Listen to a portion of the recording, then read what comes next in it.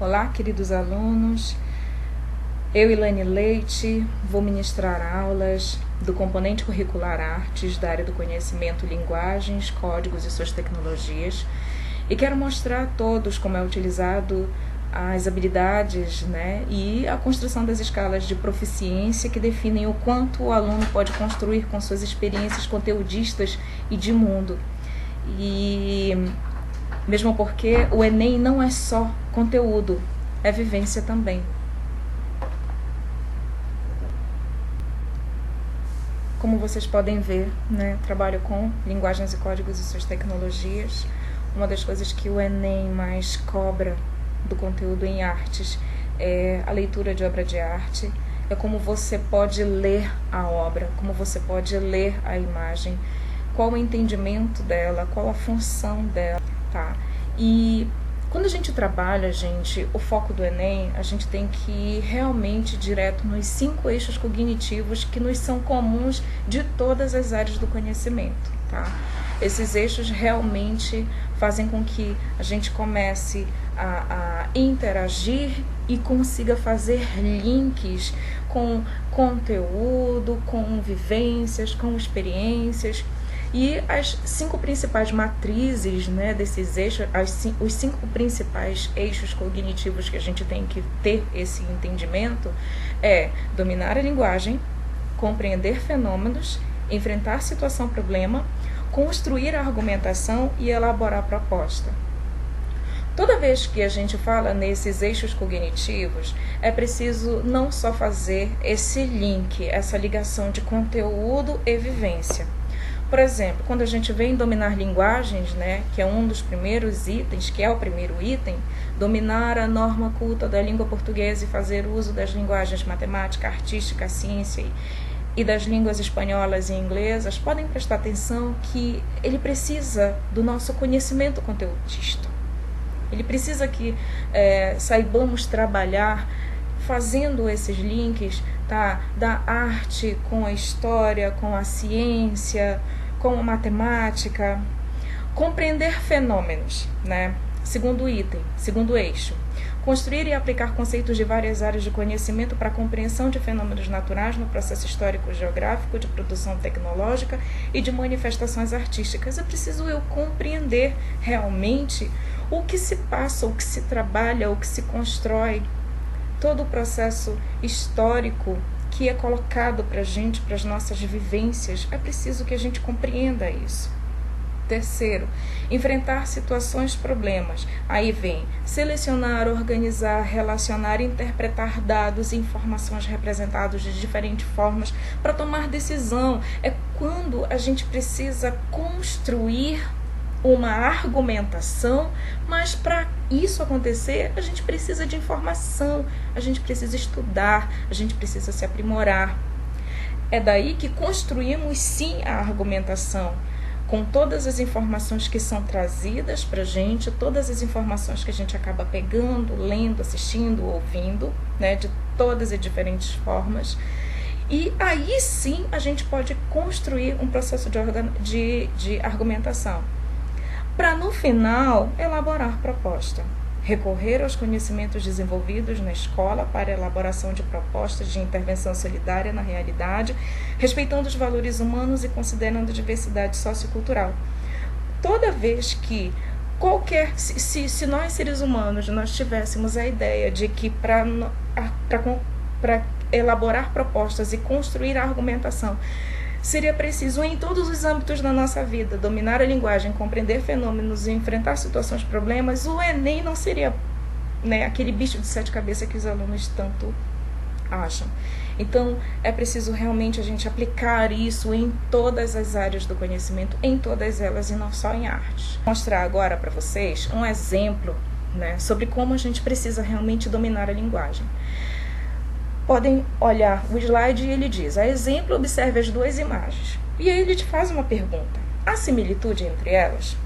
E aí você olha a primeira imagem, é uma fotografia, com certeza é uma fotografia antiga, mas você não tem conhecimento sobre ela.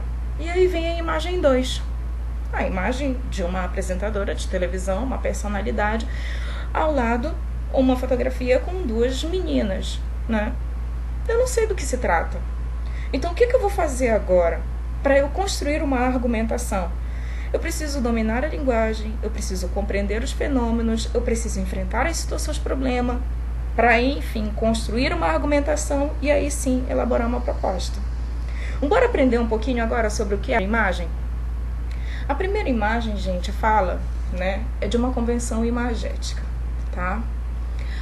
Se vocês forem olhar, né, vamos falar um pouco agora de processo artístico, né? Vamos fazer esse link da história com a arte. Processo artístico, né? Essa fotografia são as amas na fotografia brasileira da segunda metade do século XIX, né? Por Sandra Sofia Machado, um artigo maravilhoso que fala, né, sobre o que de fato foi o processo escravocrata no Brasil. Essa é uma foto icônica, né, tirada em meados de 1860 a 1877. Tem uma organização formal, né, artisticamente falando. Tem uma organização formal, né, centralizada. Essa personagem aí, da negra sentada, se chama Mônica, tá? No quadro, a gente percebe que quando o nosso olhar vai em direção à imagem, né, o quadro, a imagem, ela forma um triângulo pelo vestido e pela figura do menino, né, encostadinho ali na sua ama. Mônica foi representada como uma Madonna, podem prestar atenção, né? E a gente lembra da Gioconda, lá do Renascimento Cultural, feita por Leonardo da Vinci. E aí a gente percebe que pela posição dos braços, pela colocação das mãos, né, pelo aconchego e intimidade do menino ama em relação a ela, a gente percebe toda uma organização, né, da imagem. Só que essa imagem, gente, ela traz um olhar muito icônico pra gente, né? Olhar para essa imagem é como olhar para um processo vergonhoso que vivemos com a época escravocrata no Brasil, que se iniciou por volta lá de 1530, né? E aí, quando a gente olha a imagem, de fato, ela diz exatamente o que o texto coloca aqui pra gente. Convenção imagética, foto de João Ferreira Vilela, tem como título Augusto Gomes Leal com sua ama de leite Mônica, 1860. O historiador Luiz Felipe de Alencastre escreveu que o Brasil inteiro cabe nessa foto. E cabe, pois ela diz muito da ambivalência dessas relações de brutalidade, maternidade, afeto e arbítrio.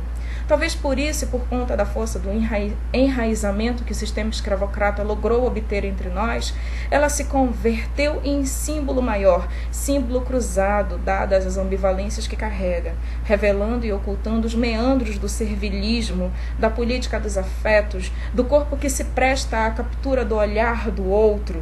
Mesmo hoje em dia, apesar de terem seus direitos trabalhistas garantidos, ainda usam como uniforme uma cor que é igualmente ambivalente em relação à profissão. O branco, que indica pureza, limpeza, asseio, mas também invisibilidade social, né?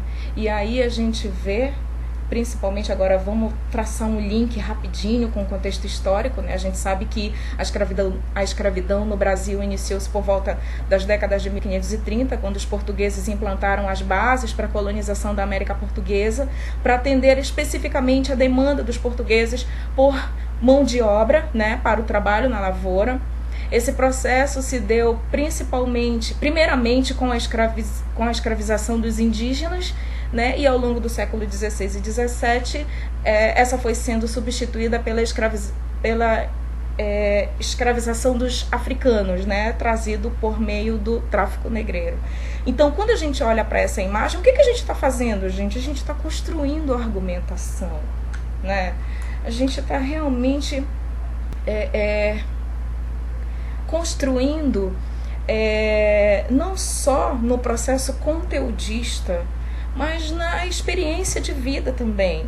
Agora vamos montar uma argumentação sobre a foto que aparece, né, a nossa querida apresentadora global Fernanda Lima, né? Aqui a foto, ela logo indica, né? Uma foto publicada pela apresentadora Fernanda Lima no Instagram provocou polêmica. Aqui em casa não tem essa de babá vestida de branco. Olha o grau das meninas. olha o grau das minas. Escreveu com a hashtag Nani Estilo, na legenda da imagem que mostra as babás Ângela e Tayane Dias, que cuidam dos gêmeos João e Francisco, né? A foto foi publicada pela apresentadora Fernanda Lima no Instagram, realmente provocou polêmicas. Mas por quê? Porque se rebate muito, né? Se rebate muito a crítica sobre como é infeliz a colocação às vezes das pessoas em relação ao processo escravista. Talvez nem tenha sido isso, né? O que a Fernanda Lima tenha colocado em discussão sobre esse processo escravista no Brasil, mas hoje em dia tudo traz um debate, tudo traz uma polêmica. Então, às vezes, um pequeno comentário se transforma em algo tão grande, né? Tão grandioso. Então, o que a gente acabou de fazer aqui nesses 2 slides, né? A gente acabou conhecendo a história da Mônica, né? Essa escrava, mãe de leite, onde mostra essa ambiguidade, né? Dessa relação conflituosa de ama de leite, né? E a relação agora de patroa e empregada, que perpassa por essa condição também, né? De as meninas aqui, elas não são escravas, né? Mas a forma como ela coloca sinaliza pra gente, né? Que a abolição da escravatura já se passaram 127 anos da abolição e mesmo assim a gente acaba ainda se deparando com comentários vergonhosos como esse. Aí o que o Enem trouxe pra gente? Vocês perceberam que a gente fez um link do passado, um link com a atualidade, fizemos a leitura das 2 imagens, né? E aí o Enem traz essa questão maravilhosa pra gente, que eu fiquei muito feliz quando eu vi. E essa não foi uma questão, tá, pessoal, da Linguagens e Códigos, foi de Ciências Humanas. E aí traz a foto da Mônica, né, e do Augusto Gomes Leal, a sua ama de leite. E aí diz, a fotografia datada de 1860 é um indício da cultura escravista no Brasil. Ao expressar né, a grande pergunta a fotografia datada de 1860 é um indício da cultura escravista no Brasil ao expressar o quê? A gente já tinha conversado, né, sobre isso, sobre esse processo ambíguo, sobre quando a gente olha para essa imagem icônica, a gente percebe que, por mais que ela tenha todo esse adorno, o rosto é fechado. Mas por que o rosto aí está fechado? Entenda que o processo escravocrata, principalmente para as amas de leite, era muito cruel. As mulheres, elas tinham que se desfazer, se desvencilhar, se desvincular dos seus filhos para poder cuidar dos filhos, né, das suas sinhás. Então, imagina uma relação de amor e ódio, né? E aí a gente se depara com as seguintes questões. Alternativa A, ambiguidade do trabalho doméstico exercido pela ama de leite, desenvolvendo uma relação de proximidade e subordinação em relação aos senhores. Será que é essa, gente? B, integração dos escravos aos valores das classes médias, cultivando a família como o pilar da sociedade imperial.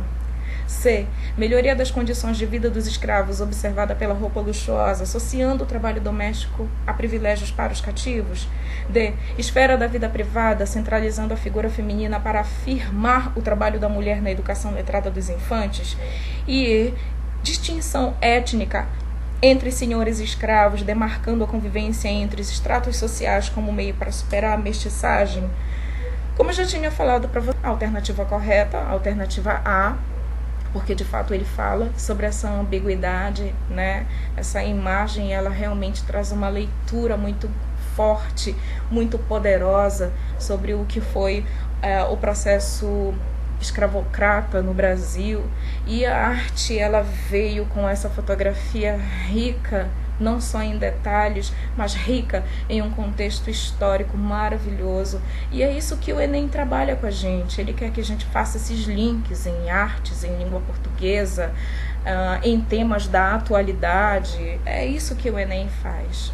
Ok, meus amores? Obrigada.